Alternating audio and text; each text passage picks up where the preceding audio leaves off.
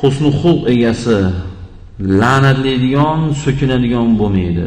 Ya'ni odobli odam qarg'aydigan va so'kinadigan bo'lmaydi. Bunaqa musulmonni bilmayman endi qatdan topish mumkin. So'kinmaydigan, qarg'amaydigan sal narsaga bir kun yosh katta odam. Juda xunuk ham tuyuldi. Keyin o'sha joyda mavizada shu gapni noto'g'rilik haqida gapirib ham o'tdim.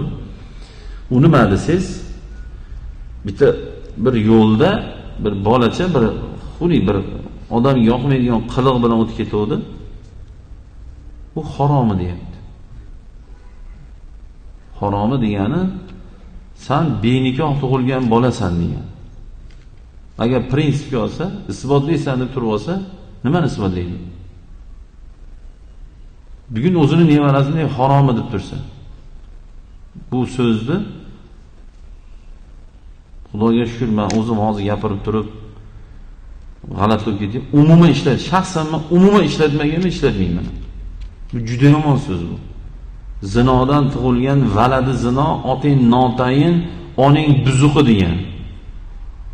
Shuning uchun shuni deb so'kmaylik o'zimizni bolalarni, birovni bolasini, umuman birovni bu so'z bilan so'kmaylik, bu yaxshi narsa emas. O'zi umuman so'kinish bu beodob odamning ishi bu.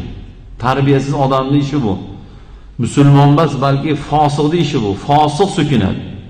Musulmon so'kinmaydi, fosiq so'kinadi.